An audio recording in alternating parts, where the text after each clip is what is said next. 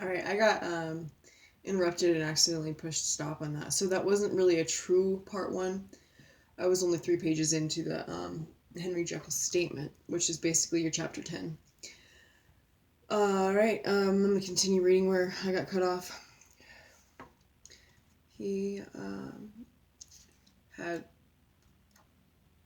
decided he was going to make his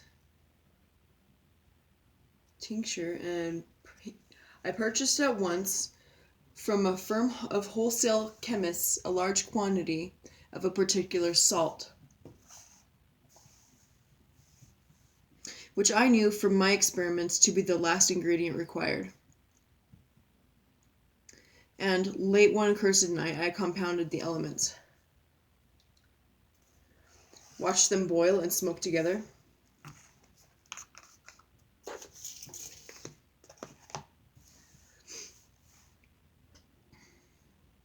in the glass, and when the ebullition had subsided, with a strong glow of courage, drank off the potion. The most racking pangs succeeded, a grinding in the bones, deadly nausea, and a horror of the spirit that cannot be exceeded at the hour of birth or death. But these agonies began swiftly to subside, and I came to myself as if out of a great sickness. There was something strange in my sensations, something indescribably new, and, from this very novelty, incredibly sweet. I felt younger, lighter, happier in body. Within, I was conscious of a heady recklessness, a current of disordered sensual images running like a mill race in my fancy, a solution of the bonds of obligation, an unknown but not an innocent freedom of the soul. I knew myself, at the first breath of this new life, to be more wicked, tenfold more wicked, sold a slave to my original evil. And the thought, in that moment, braced and delighted me like wine.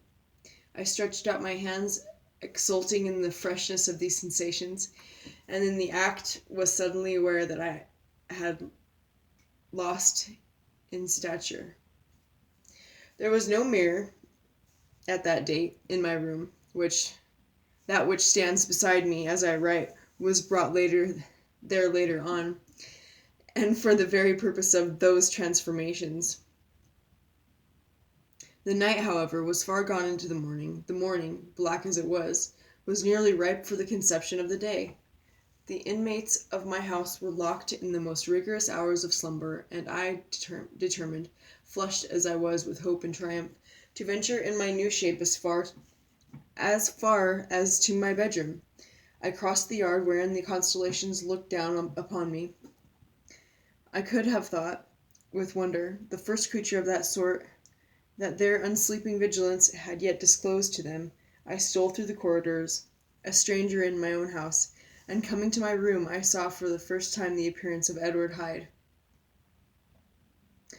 I must here speak by theory alone, saying not that which I know, but that which I suppose to be most probable. The evil side of my nature, to which I had now transferred the stamping efficacy, was less robust and less developed than the good which I had just deposed. Again, in the course of my life, which had been, after all, 9/10 a life of effort, virtue, and control, it had been much less exercised and much less exhausted. And hence, as I think, it came about that Edward Hyde was so much smaller, slighter, and younger than Henry Jekyll. Even as good shone upon the countenance of the one, evil was written broadly and plainly on the face of the other. Evil, besides, which I must still believe to be the lethal side of man, had left on that body an imprint of deformity and decay. And yet, when I looked upon that ugly idol in the glass, I was conscious of no repugnance, rather of a heap of welcome. This too was myself. It seemed natural and human. In my eyes it bore a livelier image of the spirit. It seemed more express and single than the imperfect and divided countenance I had been hitherto accustomed to call mine. And in so far I was doubtless right. I have observed that when I wore the semblance of Edward Hyde, none could come near to me at first without a visible misgiving of the flesh. This, as I take it, was because all human beings, as we meet them, are commingled out of good and evil, and Edward Hyde alone in the ranks of mankind was pure evil. I lingered but a moment at the mirror. The second and conclusive experiment had yet to be attempted. It yet remained to be seen if I had lost my identity beyond redemption and must flee before daylight from a house that was no longer mine, and hurrying back to my cabinet I once more prepared and drank the cup, once more suffered the pangs of dissolution, and came to myself once more with the character, the stature, and the face of Henry Jekyll. That night I had come to the fatal crossroads. I had approached my discovery in a more noble spirit. I had risked the experiment while under the empire of generous or pious aspirations. All must have been otherwise.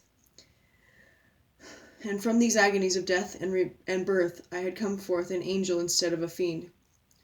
The drug had no discriminating action. It was neither diabolical nor divine, but it shook the doors of the prison house of my disposition, and, like the captives of Philippi, that which stood within ran forth. At that time my virtue slumbered, my evil, kept awake by ambition, was alert and swift to seize the occasion, and the thing that was projected as Edward Hyde. Hence, although I had now two characters as well as two appearances, one was wholly evil, and the other was still the old Henry Jekyll. That incongruous compound of whose reformation and improvement I had already learned to despair. The movement was thus wholly toward the worse. Even at that time I had not yet conquered my aversion to the dryness of a life of study.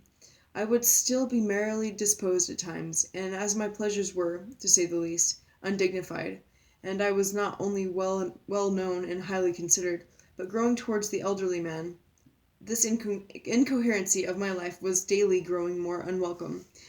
It was on this side that my new power tempted me until I fell in slavery. I had but to drink the cup, to doff at once the body of the noted professor, and to assume, like a thick cloak, that of Edward Hyde. I smiled at the notion. It seemed to me at the time to be humorous, and I made my preparations with the most studious care. I took and furnished that house in Soho to which Hyde was tracked by the police, and engaged a housekeeper to a creature whom I well knew to be silent and unscrupulous. On the other side, I announced to my servants that a Mr. Hyde, whom I described, was to have full liberty and power about my house in the square, and to parry mishaps. I even called and made myself a familiar object in my second character. I next drew up that will to which you so much objected, so that if anything befell me in the person of Dr. Jekyll, I could enter on that of Edward Hyde without pecuniary loss. And thus fortified, I was, as I supposed, on every side, I began to profit by the strange immunities of my position. Men have before hired bravos to transact their crimes, while their own person and reputation sat under shelter. I was the first that ever did so for his pleasures. I was the first that could thus plod in the public eye with a load of genial respectability, and in a moment, like a schoolboy, strip off these lendings and spring headlong into the sea of liberty. But for me, in my impenetrable mantle, the safety was complete. Think of it. I did not even exist. Let me but escape into my laboratory door, give me but a second on or two to mix and swallow the draught that I had always standing ready, and whatever he had done, Edward Hyde would pass away like the stain of breath upon a mirror, and there in this stead, quietly at home, trimming the midnight lamp as his study, a man who could afford to laugh at suspicion would be Henry Jekyll. His pleasures, which I made haste to seek in my disguise, were, as I have said, undignified. I would scarce use a harder term, but in the hands of Edward Hyde they soon began to turn towards the monstrous. When I would come back from these excursions, I was often plunged into a kind of wonder at my vicarious depravity. This familiar that I called out of my own soul. and sent forth alone to do his good pleasure, was a being inherently malign and villainous. His every act and thought centered on self, drinking pleasure with bestial avidity from any degree of torture to another, relentless like a man of stone. Henry Jekyll stood at times aghast before the acts of Edward Hyde, but the situation was apart from ordinary laws, and insidiously relaxed the grasp of conscience. It was Hyde, after all, and Hyde alone, that was guilty. Jekyll was no worse. He woke again to his good qualities, seemingly unimpaired. He would even make haste, where it was possible, to undo the evil done by Hyde, and thus his conscience slumbered. Into the details of the infamy at which I thus connived, for even now I can scarce grant that I committed to it, I have no design for entering. I mean but to point out the warnings and the successive steps with which my chastisement approached. I met with one accident which, as it brought on no consequence, I shall no more than mention. An act of cruelty to a child aroused against me the anger of a passer-by whom I recognized the other day in the person of your kinsman. The doctor and the child's family joined him. There were moments when I feared for my life, and at last, in order to pacify their too just resentment, Edward Hyde had to bring them to the door and pay them in a cheque drawn in the name of Henry Jekyll. But this danger was easily eliminated from the future by opening an account in another bank in the name of Edward Hyde himself, and when, by sloping my own hand backwards, I had supplied my double with a signature, I thought I sat beyond the reach of fate. Some 2 months before the murder of Sir Danvers, I had been out for one of my adventures, had returned at a late hour, and woke the next day in bed with somewhat odd sensations. It was in vain I looked about me. In vain I saw the decent furniture and tall proportions of my room in the square. In vain that I recognized the pattern of the bed curtains and the design of the mahogany frame. Something still kept insisting that I was not where I was, that I had not wakened where I seemed to be, but in the little room in Soho where I was accustomed to sleep in the body of Edward Hyde.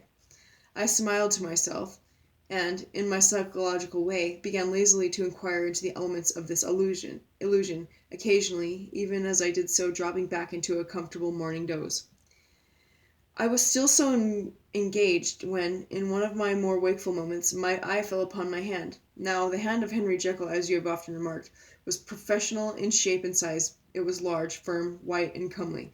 But the hand which I now saw clearly enough in the yellow light of a mid-London morning, lying half shut on the bedclothes, was lean, corded, knuckly, of a dusky pallor, and thickly shaded with a swart growth of hair. It was the hand of Edward Hyde. I must have stared upon it for near half a minute, sunk as I was in the mere stupidity of wonder, before terror woke up in my breast as sudden and startling as the crash of cymbals, and bounding from my bed, I rushed to the mirror. At the sight that met my eyes, my blood was changed into something exquisitely thin and icy. Yes, I had gone to bed Henry Jekyll. I had awakened Edward Hyde. How was this to be explained? I asked myself, and then, with another bound of terror, how was it to be remedied? It was well on in the morning. The servants were up. All my drugs were in the cabinet. A long journey. Down 2 pairs of stairs. Through the back passage. Across the open court and through the anatomical theatre, from where I was then standing horror-struck. It might indeed be possible to cover my face, but of what use was that when I was unable to conceal the alteration in my stature? And then, with an overpowering sweetness of relief, it came back upon my mind, there's an H on this page, that the servants were already used to the coming and going of my second self. I had soon dressed as well as I was able in clothes of my own size, and had soon passed through the house, where Bradshaw stared and drew back at seeing Mr. Hyde at such an hour and in such a strange array, and 10 minutes later Dr. Jekyll had returned to his own shape, and was sitting down with a darkened brow to make a feint of breakfasting. Small indeed was my appetite. This inexplicable incident, this reversal of my previous experience, seemed like the Babylonian finger on the wall, to be spelling out the letters of my judgment, and I began to reflect more seriously than ever before on the issues and possibilities of my double experience. That part of me which I had the power of projecting and lately been much exercised and nourished, and it seemed to me of late as though the body of Edward Hyde had grown in stature, as though, when I wore that form, I were conscious of a more generous tide of blood. And I began to spy a danger that, if this were much prolonged, the balance of my nature might be permanently overthrown, the power of voluntary change be forfeited, and the character of Edward Hyde become irrevocably mine. The power of the drug had not been always equally displayed. Once very early in my career, it had totally failed me. Since then, I had been obliged, on more than one occasion, to double, and once, with infinite risk of death, to treble the amount. And these rare uncertainties had cast hitherto the sole shadow of my contentment. Now, however, and in the light of that morning's accident, I was led to remark that whereas in the beginning the difficulty had been to throw off the body of Jekyll, it had of late gradually but decidedly transferred itself to the other side. All things therefore seemed to point to this, that I was slowly losing hold of my original and better self, and becoming slowly incorporated with my second and worst. Between these two, I now felt I had to choose. My two natures had memory in common, but all other faculties were most unequally shared between them. Jekyll, who was composite, now with the most sensitive apprehensions, now with a greedy gusto, projected and shared in the pleasures and adventures of Hyde. But Hyde was indifferent to Jekyll, but remembered him as the mountain bandit remembers the cavern in which he conceals himself from pursuit. Jekyll had more than a father's interest. Hyde had more than a son's indifference. To cast in my lot with Jekyll was to die to those appetites which I had long secretly indulged and had of late begun to pamper. To cast it in with Hyde was to die 1,000 interests and aspirations, and to become at a blow and forever despised and friendless. The bargain might appear unequal, but there was still another consideration in the scales. For while Jekyll would suffer smartingly in the fires of abstinence, Hyde would be not even conscious of all that he had lost. Strange as my circumstances were, the terms of this debate were as old and commonplace as man. Much the same inducements and alarms cast the die for any tempted and trembling sinner, and it fell out with me, as it falls with so vast a majority of my fellows, that I chose the better part, and was found wanting in strength to keep it.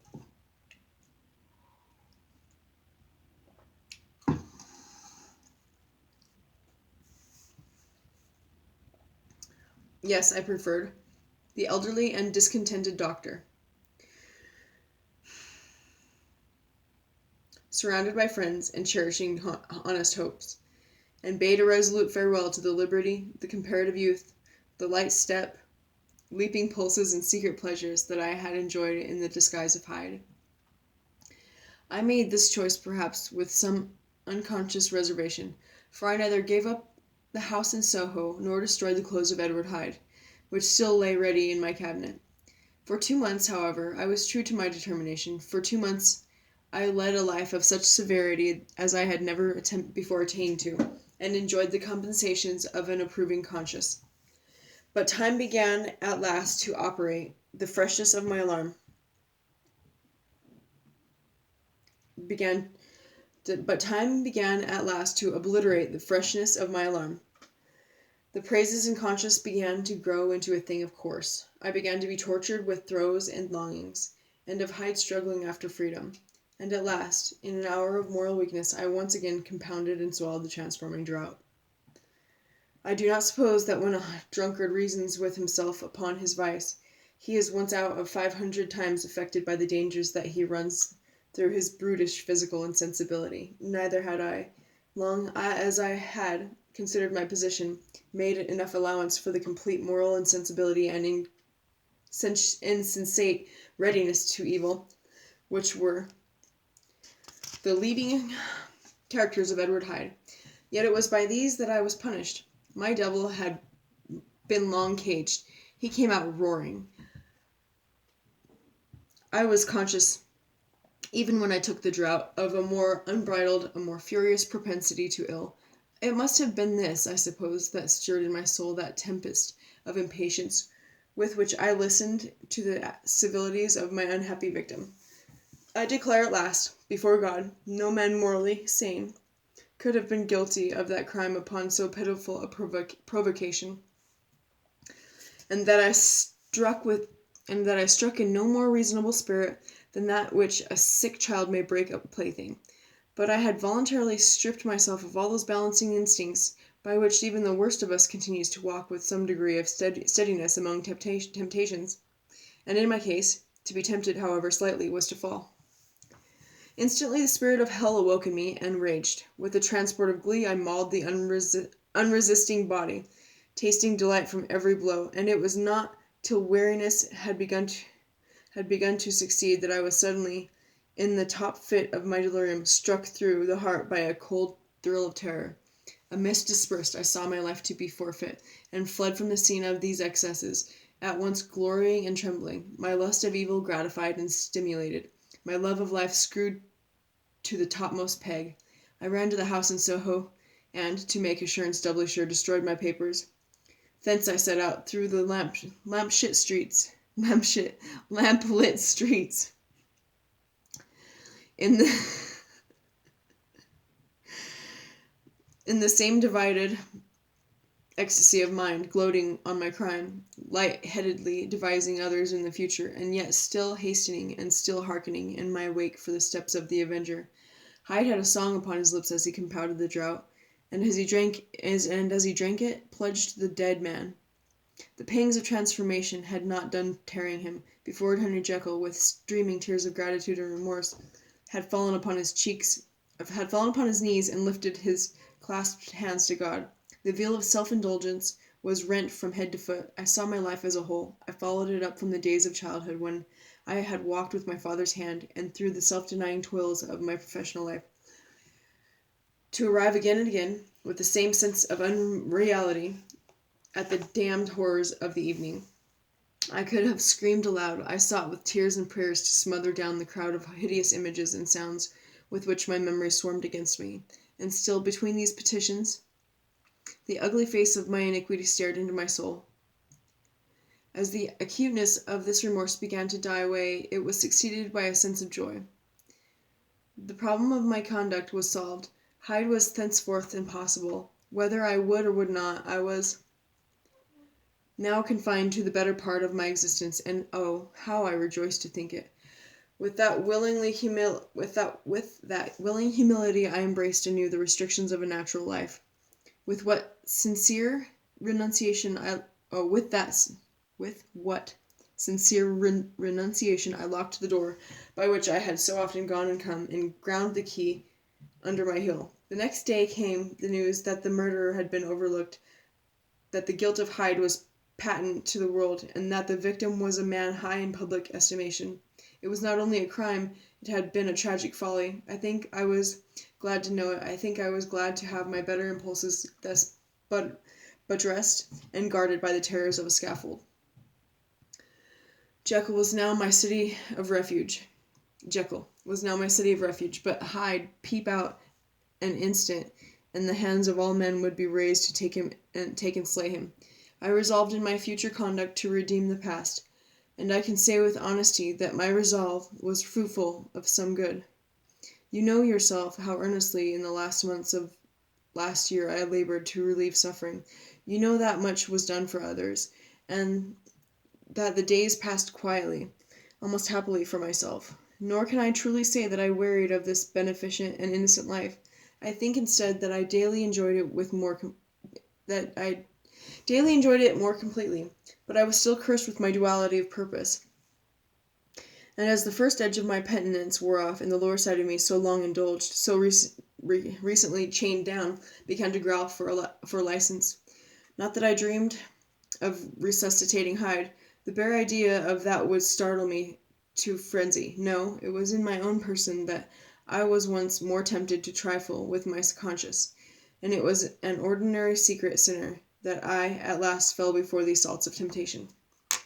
There comes an end to all things. The most capacious measure is filled at last. And this brief condescension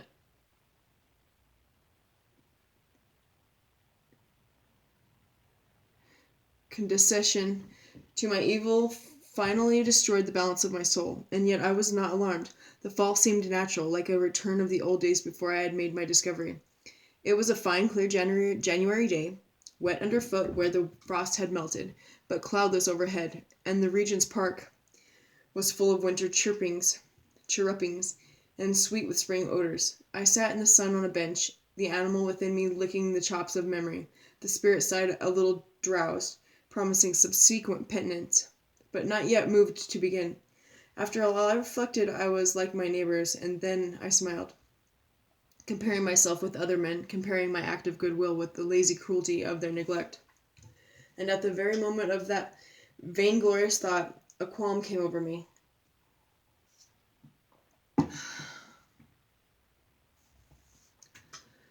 A horrid nausea, and the most deadly stuttering. These passed away and left me faint, and then as in its turn the faintness subsided, I began to be aware of a change in the temper of my thoughts, a greater boldness, a contempt of danger, a solution of the bonds of obligation. I looked down, my clothes hung formlessly on my shrunken limbs. The hand that lay on my knee was corded and hairy. I was at once more Edward Hyde. A moment before I had been safe of all men's respect, wealthy, beloved, the cloth laying for me in the dining room at home, and now I was the common quarry of mankind, hunted, houseless, unknown murderer, thrall to the gallows. My reason wavered, but it did not fail me utterly. I have more than once observed that, in my second character, my faculties seemed sharpened to a point and my spirits more tensely elastic. Thus, it came about that, where Jekyll perhaps might have succumbed, Hyde rose to the importance of the moment. My drugs were in one of the presses of my cabinet. How was I to reach them? That was the problem that, crushing my temples in my hands, I set myself to solve. The laboratory door I had closed. If I sought to enter by the house, my own servants would consign me to the gallows. I saw I must employ another hand, and thought of Lanyon. How was he to be reached? How persuaded? Supposing that I escaped nature in the streets, how was I to make my way into his presence? And how should I, an unknown and displeasing visitor, prevail on the famous physician to rifle the study of his colleague Dr. Jekyll? Then I remembered that of my original character. One part remained to me. I could write my own hand, and once I had conceived that kindling spark, the way that I must follow became lighted up from end to end. Thereupon I arranged my clothes as best as I could,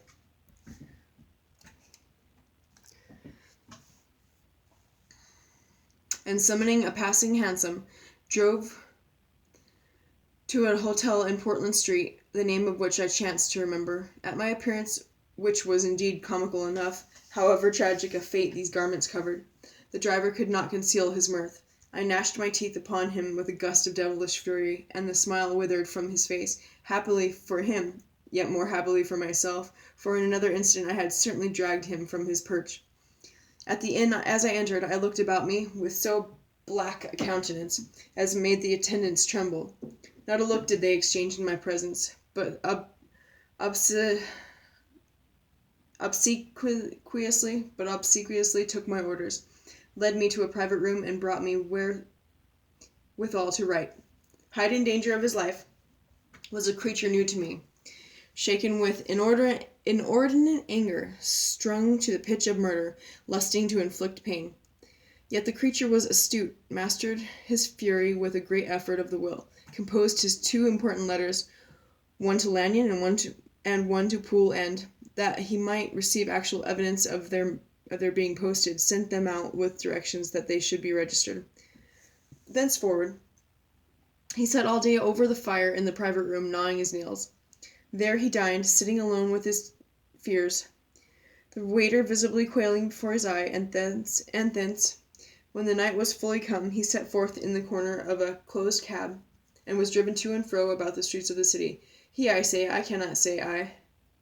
The child of hell had nothing human. Nothing lived in him but fear and hatred. And when at last, thinking the driver had begun to grow suspicious, he discharged the cab and ventured on foot, attired in his misfitting clothes, an object marked out for observation, into the midst of the nocturnal passengers. These two base passions raged with him like a tempest. He walked fast, hunted by his fears, chattering to himself, skulking through the less frequented thoroughfares, counting the minutes that still divided him from midnight. Once a woman spoke to him, offering, I think, a box of lights. He smote her in the face, and she fled. When I came to myself at Lanyon's, the horror of my old friend perhaps affected me somewhat. I do not know. It was at least but a drop in the sea to the abhorrence with which I looked upon these hours. A change had come over me. It was no longer the fear of the gallows, it was the horror of being Hyde that racked me. I received Lanyon's condemnation, partly in a dream. It was partly in a dream that I came home to my own house and got into bed. I slept after the prostration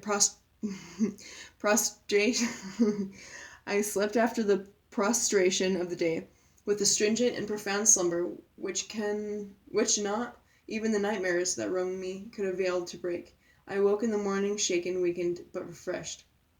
I still hated and feared the thought of the brute that slept within me, and I had not, of course, forgotten the appalling dangers of the day before. But I was once more at home, in my own house, close to my drugs, and gratitude for my escape shone so strong in my soul that it almost rivaled the brightness of hope. I was stepping leisurely across the court after breakfast, drinking the chill of the air with pleasure, when I was seized again with those indescribable sensations that heralded the change, and I had but the time to gain the shelter of my cabinet before I was once again raging and freezing with the passions of Hyde. It took on this occasion a double dose to recall me to myself, and alas, 6 hours after, as I sat looking sadly in the fire, the pangs returned, and the drug had to be re-administered. In short, from that day forth, it seemed only by a great effort of gymnastics, and only under the immediate stimulation of the drug, that I was able to wear the countenance of Jekyll. At all hours of the day and night, I would be taken with the premonitory shudder. Above all, if I slept or even dozed for a moment in my chair, it was always as Hyde that I awakened, under the strain of this continually impending doom, and by the sleeplessness to which I now condemned myself, even beyond what I had thought possible to man, I became, in my own person, a creature, eaten up and emptied by fever, languidly weak both in body and mind, and solely occupied by one thought, the horror of my other self. But when I slept, or when the virtue of the medicine wore off, I would leap almost without transition, for the pangs of misfortune grew daily less marked, into the passion of a fancy brimming with images of terror, a soul boiling with causeless hatreds, and a body that seemed not strong enough to contain the raging energies of life.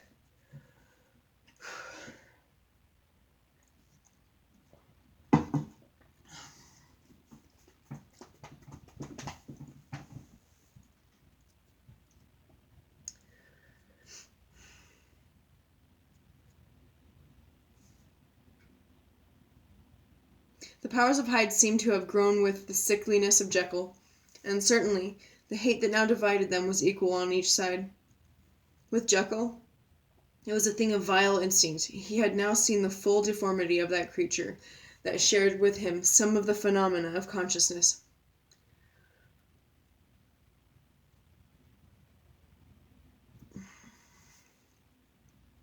And was co-heir with him to death.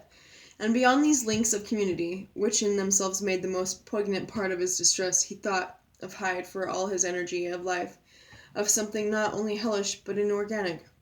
This was the shocking thing, that the slime of the pit seemed to utter cries and voices, that the amorphous dust gesticulated and sinned, that what was dead and had no shape should usurp the offices of life. And this again, that insurgent horror. Oh, I gotta read that again. That was great. This was the shocking thing, that the slime of the pit seemed to utter cries and voices, that the amorphous dust gesticulated and sinned, that what was dead had no shape, should usurp the offices of life. And this again, that insurgent horror was knit to him closer than a wife, closer than an eye, lay encaged in his flesh, where he heard it mutter and felt it struggle to be born, and at every hour of weakness, and in the confidence of slumber, prevailed against him, and deposed him out of life. The hatred of Hyde for Jekyll was of a different order. His terror of the gallows drove him continually to commit temporary suicide, and return to his subordinate station of a part instead of a person. But he loathed the necessity.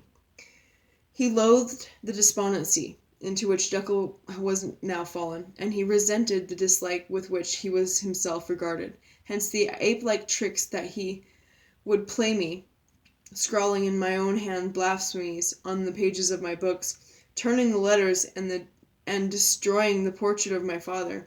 And, indeed, had it not been for his fear of death, he would long ago have ruined himself in order to involve me in the ruin. But his love of life was wonderful. I go further, I, who sicken and freeze at the mere thought of him, when I recall the abjection and passion of this attachment, and when I know how he fears my power, this page has an eye, to cut him off by suicide, I find it in my heart to pity him. It is useless, and the time awfully fails me, to prolong this description. No one has ever suffered such torments.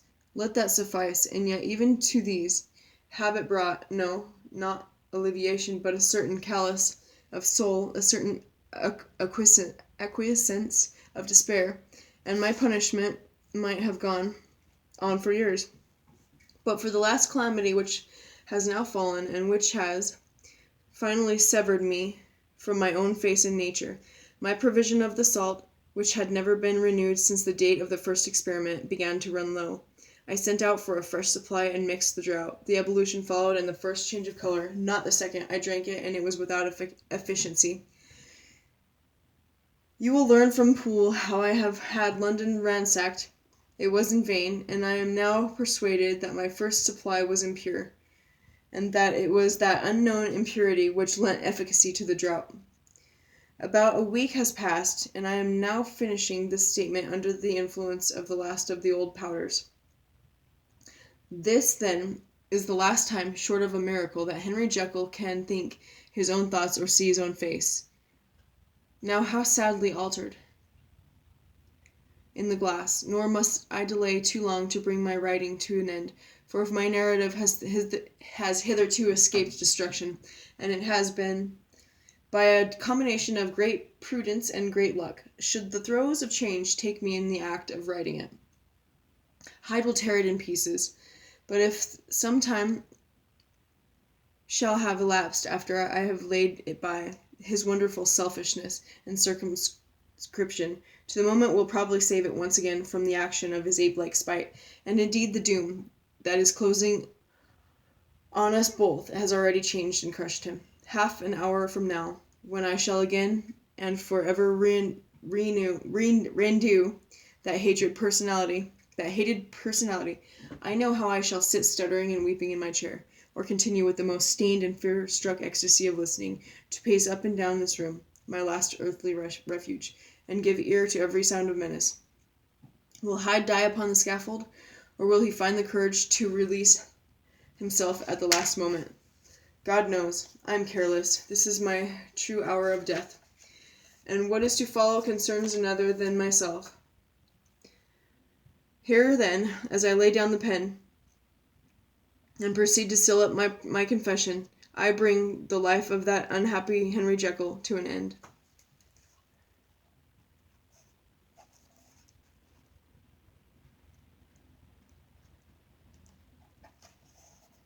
The end. Thank you. I don't give a fuck if you subscribe or not. I'm gonna keep reading all of my favorite stories.